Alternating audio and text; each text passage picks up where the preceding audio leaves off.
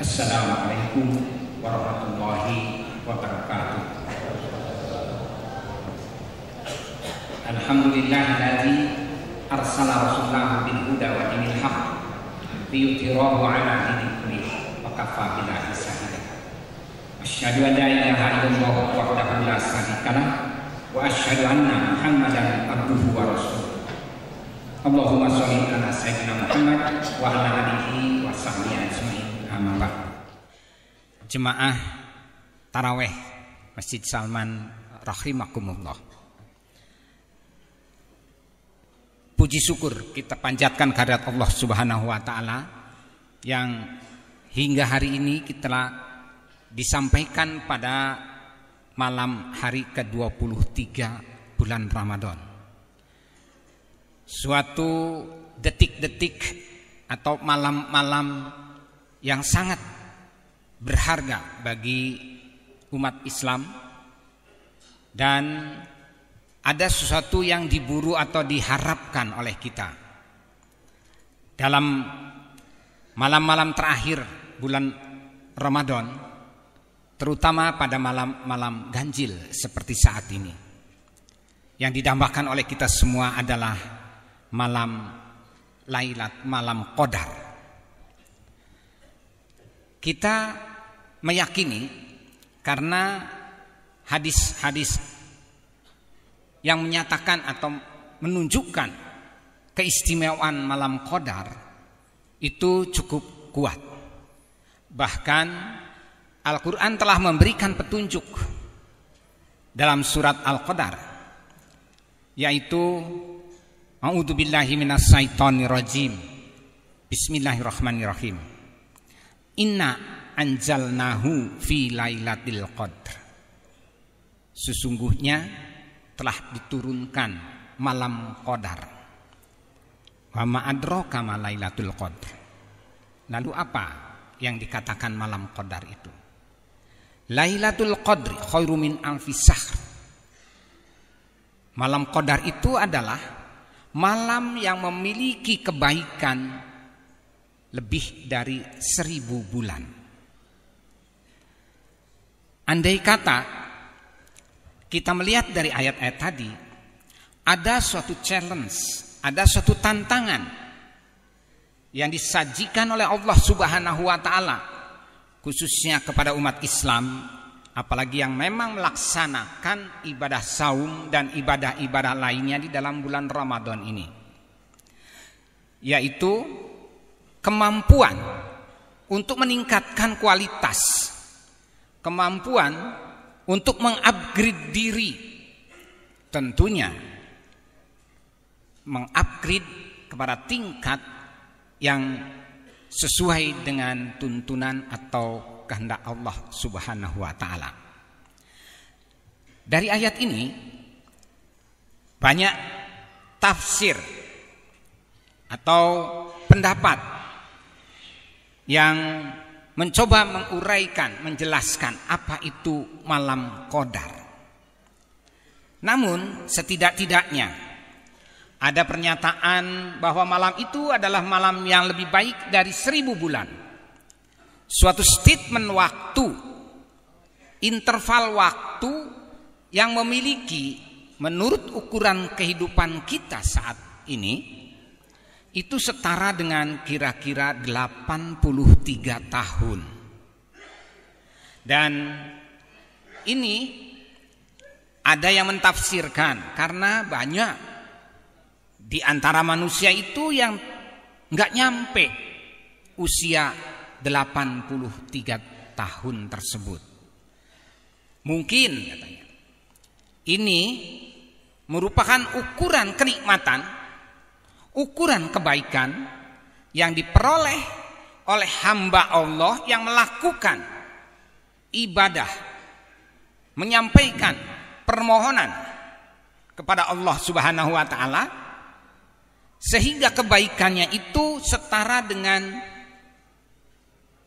waktu 83 tahun di akhirat kelak.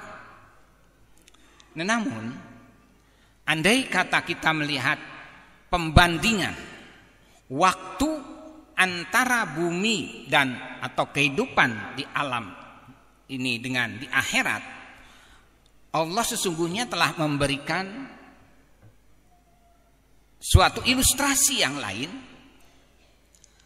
yang ada di bumi ini melalui hikayat legenda Ashabul Kahfi, cerita tentang pemuda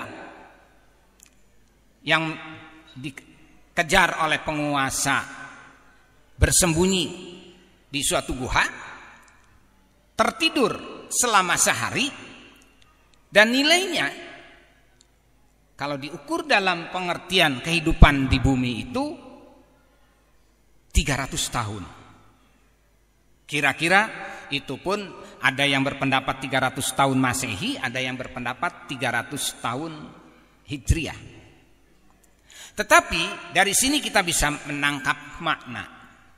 Yang dimaksud malam qadar yang diperoleh oleh hamba Allah yang bermunajat, yang beribadah di dalam bulan Ramadan pada kesempatan itu 80 tahun tidak sebanding dengan sehari yang dikatakan interval waktu di akhirat. Artinya malam qadar itu akan diberikan kebaikan kepada hamba Allah yang setara dengan 83 tahun di bumi ini. Kemudian kita bisa melihat, andai kata 83 tahun dalam usia orang yang kurang dari 83 tahun, ya ada sisa-sisa waktu kebaikan yang tidak dimanfaatkan atau tidak melekat pada individu tersebut. Ini barangkali kita bisa juga melihat referensi lain, manakala Rasulullah SAW mengatakan, man sauma Ramadana imanan wahtisaban ghufira lahu ma qaddamat min danbi.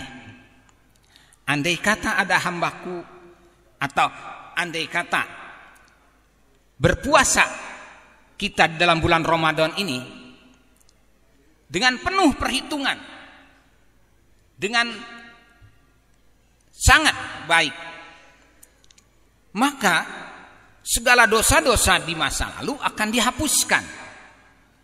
Ini artinya sesungguhnya ibadah saum dalam bulan Ramadan pertama bisa menghapus dosa-dosa yang lalu. Kita akan kembali suci, mencapai keadaan fitrah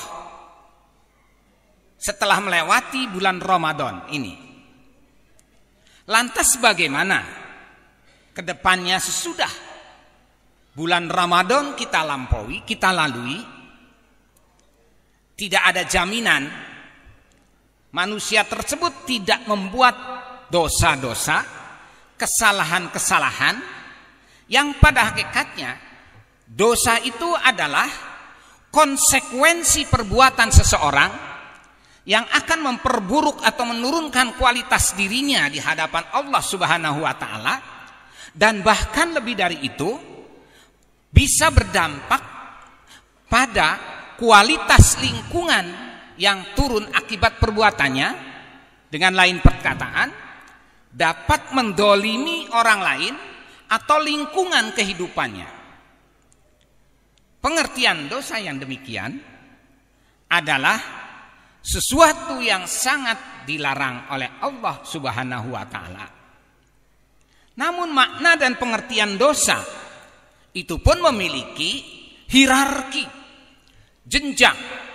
Ada yang dosanya tingkatannya kecil, ada yang dosanya tingkatannya tinggi. Itu semua bisa saja dilakukan seseorang meskipun telah mencapai kualitas fitrah, kembali kepada keadaan suci setelah menyelesaikan bulan Ramadan. Dia akan terpengaruh, akan bisa digelincirkan oleh bisikan-bisikan iblis yang senantiasa datang kepada kita.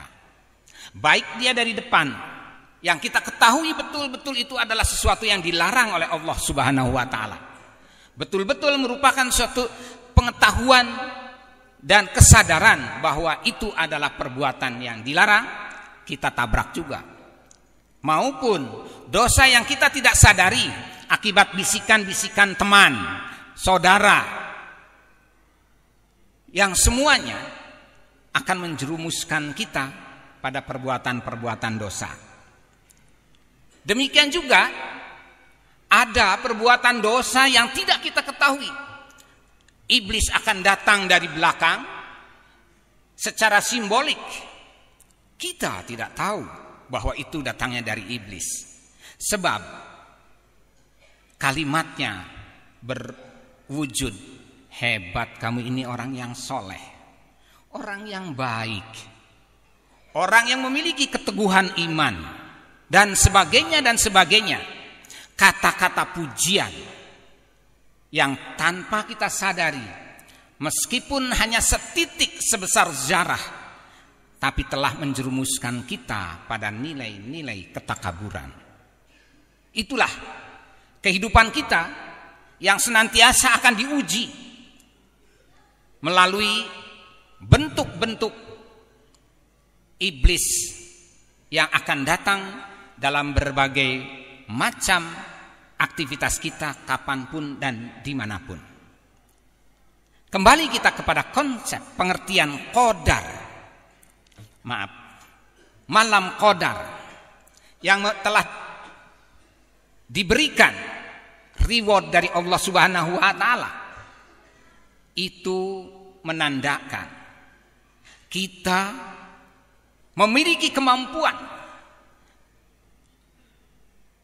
meletakkan status kita, menempatkan keadaan kita di hadapan Allah Subhanahu wa taala, dan yang dalam hal ini kita manifestasikan sebagai hablum minallah, maupun dimanifestasikan sebagai hubungan kita secara horizontal, hablum minanas, pergaulan dan interaksi kita dengan manusia lain ataupun dengan alam sekitarnya.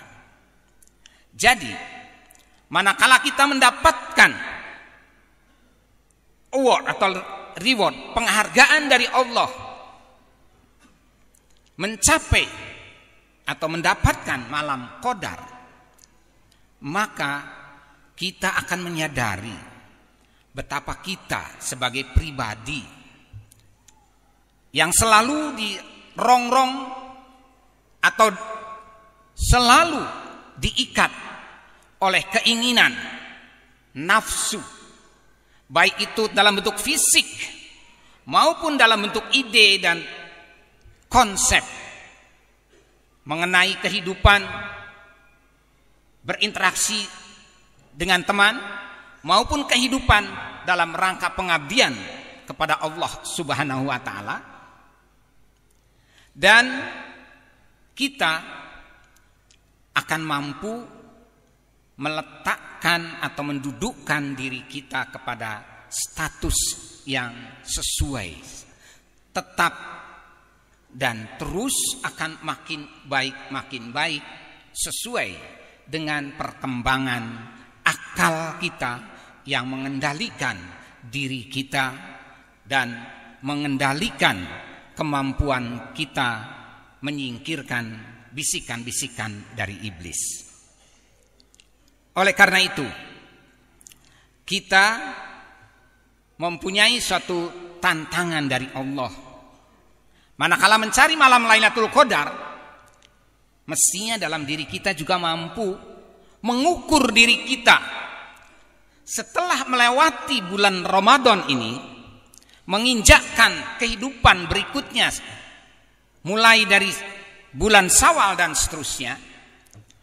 Apakah kita telah mampu menjadi teman yang baik? Apakah kita telah mampu menjadi teladan yang baik? Apakah kita telah mampu menjadi pemimpin yang baik?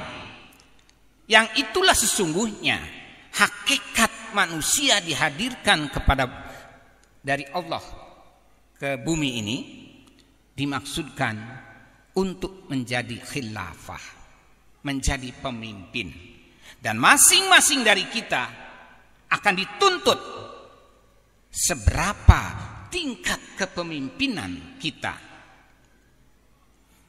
Makin baik, itulah kualitas kita yang makin baik, yang oleh Allah diukurnya dengan sebutan takwa. Takwa itu sesungguhnya merupakan ukuran dalam multidimensi. Tidak hanya merupakan konsep baik dalam dimensi ibadah mahdoh semata. Takwa adalah ukuran baik yang ada dalam kebaikan seluruh dimensi kehidupan kita. Sejak jasmaniah, fisik kita akan baik, sehat. Fisik kita akan bersih, menarik. Ruhiyah kita akan memiliki keinginan-keinginan yang baik selalu. Akan membuang jauh-jauh keinginan-keinginan yang mendorong kita kepada kemaksiatan dan tidak diridhai oleh Allah Subhanahu wa taala. Akal kita akan makin tinggi dan makin baik, makin peka mengontrol, mengendalikan diri kita, keinginan kita, bahwa ini yang paling baik kita lakukan, itu kurang dan bahkan buruk kita lakukan. Pengabdian kita memiliki dimensi pengabdian kepada alam semesta. Ketakwaan inilah yang akan mengukur sehingga makna takwa tertinggi. Hamba-hamba Allah yang beriman dan paling dicintai oleh Allah adalah yang paling bertakwa. Artinya yang paling tinggi nilai ketakwaannya adalah mereka-mereka yang mampu menebarkan rahmat ke sekelilingnya dengan luas dalam dimensi ruang, dalam dimensi wilayah, maupun dalam dimensi waktu. Bukan hanya untuk kebaikan hari ini, tetapi juga baik untuk ke depan. Mungkin ukuran waktu sampai ratusan tahun. Itulah yang harus kita persiapkan.